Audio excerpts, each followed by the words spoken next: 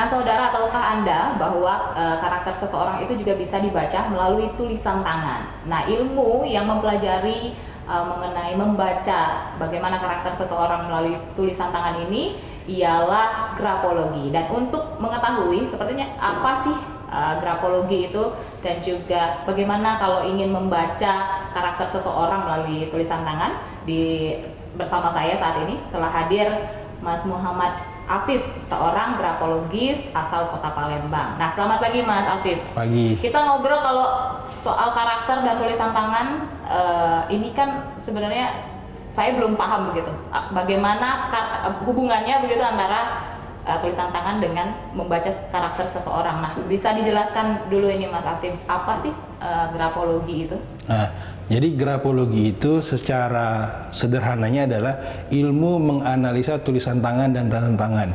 Dari tulisan itu bisa diketahui tentang karakter seseorang, meliputi bagaimana cara berpikir, ketakutannya, kecintaannya, bagaimana meraih goal, meraih cita-cita, sosialisasi, komunikasi, dan hampir semua aspek hidup lainnya. Bisa dibaca bisa ketahuan dari tulisan tangan. Begitu. Nah, ini awalnya ilmu grafologi, sebelum kita nanti lanjut lagi soal bagaimana membacanya, ini ilmunya sendiri ini berkembang dari mana awalnya Mas?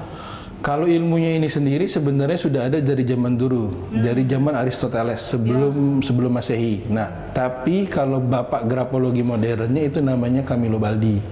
Tahun 1600-an. Nah, di bawah sebenarnya di Indonesia sendiri setelah saya pelajarin itu pada saat kita merdeka itu grafologi sudah banyak. Tapi pada saat itu kan fokusnya itu adalah mengisi pembangunan. Jadi banyak juga teman-teman grafologi zaman dulu itu belajar untuk mereka sendiri. Nah, sekarang ini sudah ada, kalau memang mau belajar di Indonesia, kampusnya itu sudah ada. Kampusnya sudah ada itu di Maranatha.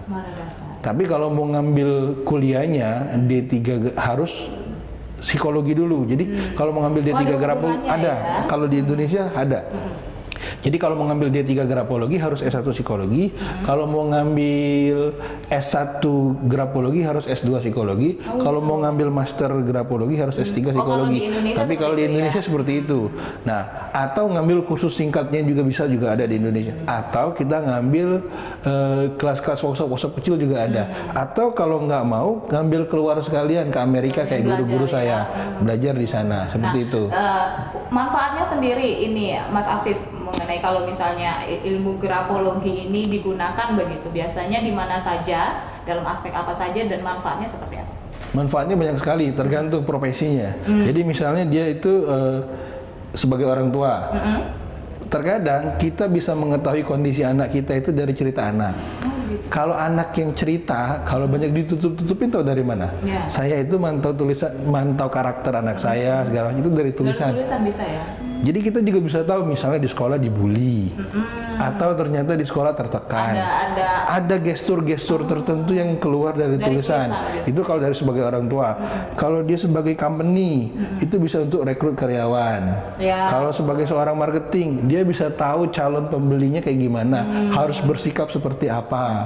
Kalau dia sebagai seorang penegak hukum, dia bisa tahu apakah kliennya ini bohong atau enggak. Ternyata bisa tidak hanya, maksudnya misalnya kalau di perusahaan begitu mungkin ini diperlukan ya, ternyata juga di bidang-bidang lain seperti tadi di bidang hukum juga ternyata bisa digunakan. Bisa dipakai di bidang hukum, itu namanya grafoforensik. Oh gitu. Jadi kita bisa tahu apakah orang ini menipu apa enggak, itu bisa ketahuan. Nah, minimal itu kita pakai ini di keluarga sebagai parenting, karena kan kita mau membentuk karakter anak. Jadi gini, grafologi itu berlaku hukum dua arah, hukum bolak-balik. Karakternya berubah, tulisan berubah. Jadi misalnya gini, kalau karakter seseorang sudah terbentuk menjadi pemberani, itu bisa kita rubah menjadi penakut dengan merubah tulisan, atau dari tidak percaya diri menjadi percaya diri. Nah, ini yang disebut dengan hukum bolak-balik. Karakter berubah, tulisan berubah, karakter berubah. Tinggal mana yang mau kita lakukan. Apakah tulisannya yang dirubah atau karakternya? Kayak saya pribadi, saya itu hanya ngerubah cara penulisan huruf T pada anak saya. Oh gitu. Darinya pemalu, dalam waktu seminggu 2 minggu menjadi jauh lebih percaya diri. Kan bisa juga kita rubah nggak rubah tulisannya, tapi kita suruh dia tampil dari pribadinya kebiasaan kan. Nah, ya. itu pribadinya Nanti atau juga dari tulisannya. Oh gitu. Ketika dia mengetahui nih, ketika sudah diketahui, oh karakternya begini, ingin dirubah, saya pemalu, mungkin saya ingin lebih percaya diri. Nah, itu namanya proses grafoterapi. Oh, grafoterapi. Jadi gini, pada saat seseorang menulis, itu kita bisa tahu. Nah, kalau saya balik lagi tergantung kliennya maunya apa. Misalnya dia maunya yang dirubah poin-poin ini. Poin-poin itu bisa dirubah lewat grafologi ataupun dengan lewat cara lain. Kalau lewat grafologi namanya grafoterapi. Kalau lewat cara lain juga bisa, banyak metode lain. Tinggal kita maunya yang nyaman seperti apa. Nah, tadi sudah banyak sekali manfaatnya ya Mas Afif ya. Nah, kalau kita bicara balik lagi ke tulisan tangan orang begitu ya. Setiap orang kan punya karakter yang berbeda, punya tulisan tangan yang berbeda-beda juga. Apa sih sebenarnya faktor yang mempengaruhi begitu untuk tulisan tangan seseorang? Faktor yang mempengaruhi keberbedaan seseorang itu ada dua. Ada faktor eksternal, ada internal. Ya. Nah, kalau internal ini, seseorang itu, jadi gini, seseorang lahir itu hasil dari pernikahan ibu dan ayah. Ya. Ini kita lahir, itu membawa sifat ibu dan sifat ayah. Nah, karakter luar itu yang membuat dia menjadi lebih kokoh, gesekan. Nah, antara karakter satu dengan karakter yang lain berbeda, karena pengalaman hidupnya beda. Nah, terus otaknya juga beda, maka ada istilah brain writing, tulisan. Ya. Kenapa beda? Pada saat kita menulis, sesungguhnya itu tulisan tangan atau tulisan otak? Tulisan tangan. Tangan. Oke, sekarang kalau tangannya nggak ada, bisa nggak nulis pakai kaki? Bisa. Berarti bukan tulisan kaki dong. Iya betul. Nah, kalau kakinya nggak ada, dia pakai mulut. Artinya produksi utama itu ada di otak. Ya. Jadi kalau ibarat CPU, otak itu adalah softwarenya, hardwarenya itu adalah tangan.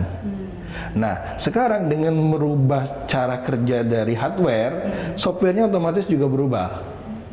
Itu makanya berlaku hukum bolak-balik seperti itu.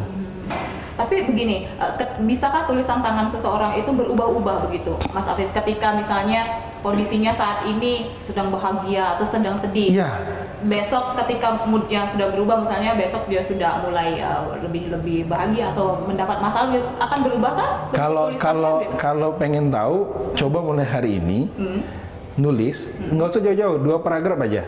I'm happy. Besok nulis lagi, I'm sad. Ada ininya. Pasti ada gestur yang berbeda. Itu yang pertama. Terus ini juga dipengaruhi dari masuk ke zona mana tulisan itu. Jadi ada empat zona. Yang pertama itu zona paling gampang kalau untuk membentuk karakter itu umurnya 0 sampai 12 tahun. Terus zona kedua itu 12 sampai dengan 25 tahun. Ini masa-masa mencari jati diri. Betul. Jadi si anak ini mencari jati diri, sehingga banyak kadang-kadang mencontek tulisan sana, tanda tangan sana. Nah, ada lagi yang namanya fase ketiga, itu zona ketiga. Ini fase karakter sudah terbentuk. Betul. Ini 25 ke atas, contohnya saya. Merubahnya itu perlu effort yang luar biasa. Bukan nggak bisa. Nah, fase keempat ini atau zona keempat ini kita sebut dengan fase degradasi. Jikalau dia tidak lagi menggunakan otaknya. Fasenya turun, tapi setelah umur 65 ke atas. Tapi kalau dia masih menggunakan fungsi otak, dia masih jalan. Nah, dari tadi kita sudah ngobrol bagaimana membaca, mengetahui karakter seseorang dari tulisan. Tidak lengkap kalau kita tidak langsung lihat ya. Boleh. Ya. Nanti kita minta ini kameramen kita, kru-kru kita untuk menulis. Boleh. Baca bagaimana karakternya. Nah, tapi nanti akan kita baca sama-sama dengan Mas Afif. Tapi usai jeda tetap bersama kami di Kompas. Oke.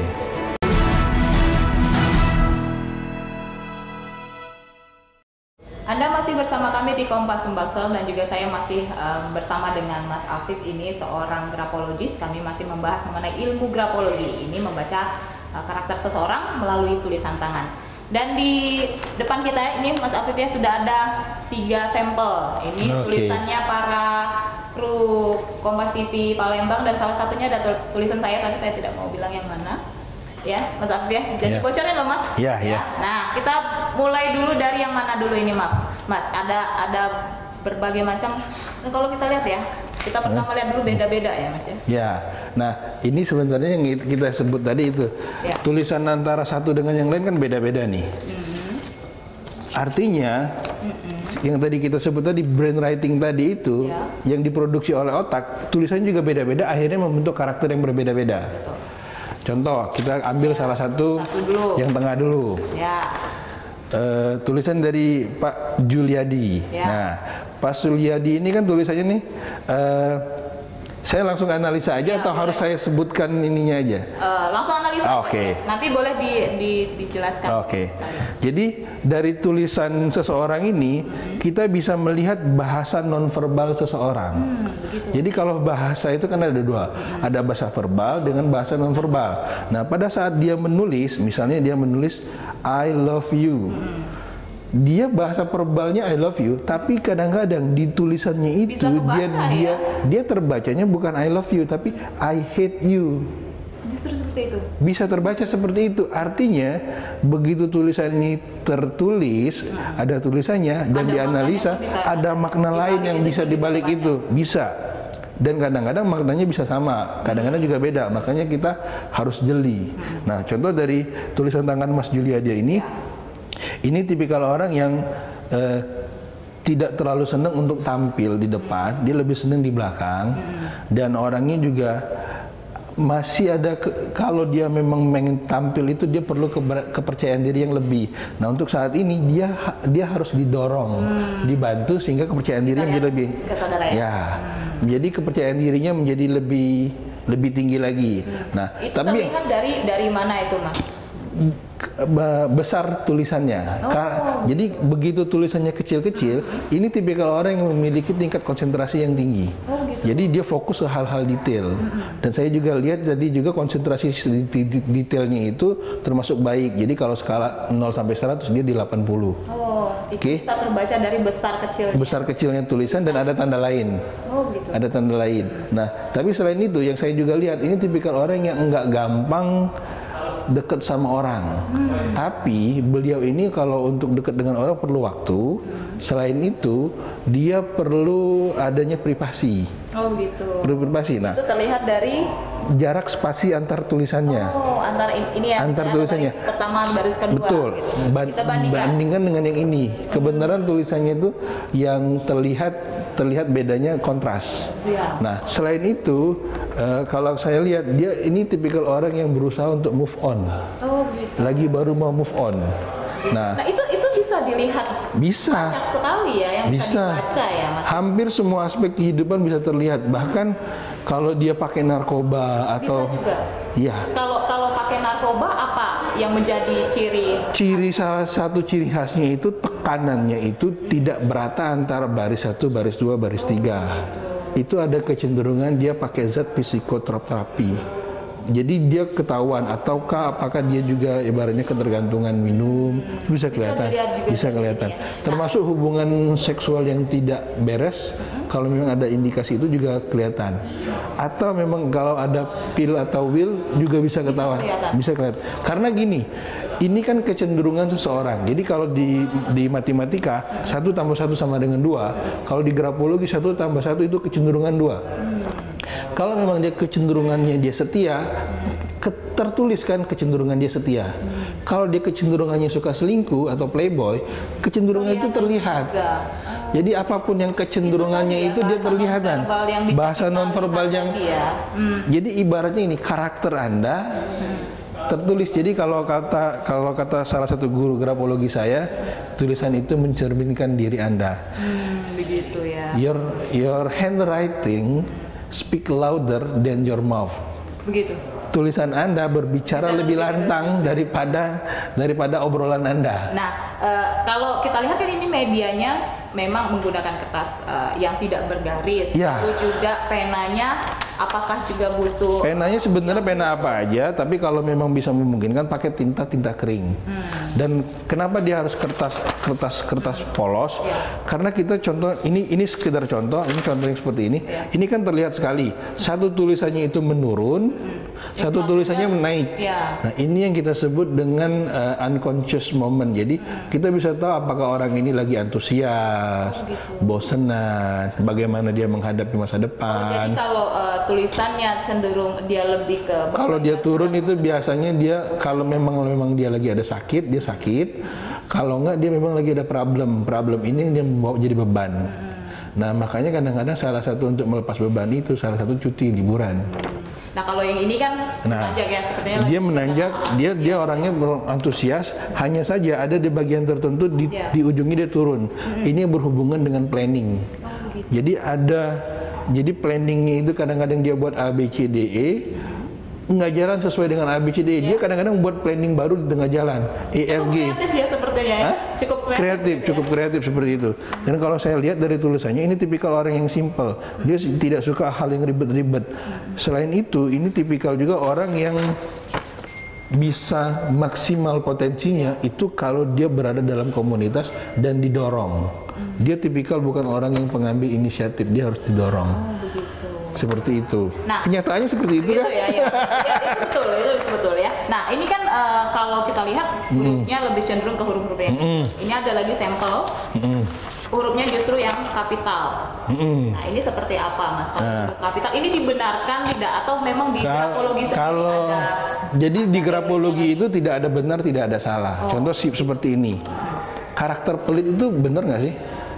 Bagus nggak sih? Bagus-bagus aja sih, Mas, menurut saya. Royal? Bagus juga. Jadi yang mana yang jelek? Nggak ada. Nah, sama. Semua karakter itu bagus asal sesuai konteks. Contoh, karakter pelit, kalau dia ditaruh di marketing, kebayang nggak? Nggak bisa kerja maksimal kan? Karakter pelit itu bagusnya kalau dia posisi di kasir. Betul. Dia jadi lebih maksimal.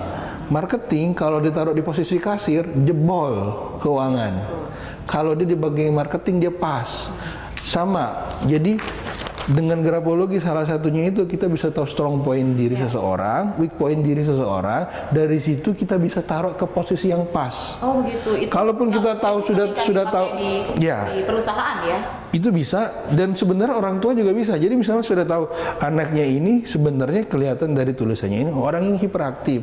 Ya jangan suruh les terlalu banyak-banyak yang tentang ibaratnya sekolah. Ya suruh dia les taekwondo, jujitsu yang berhubungan dengan fisik. Sesuai dengan diri dia. Tapi kalau memang orang itu kelihatan dari sininya, oh ternyata ada talent tersembunyi. Contoh, oh orangnya ini kreatif.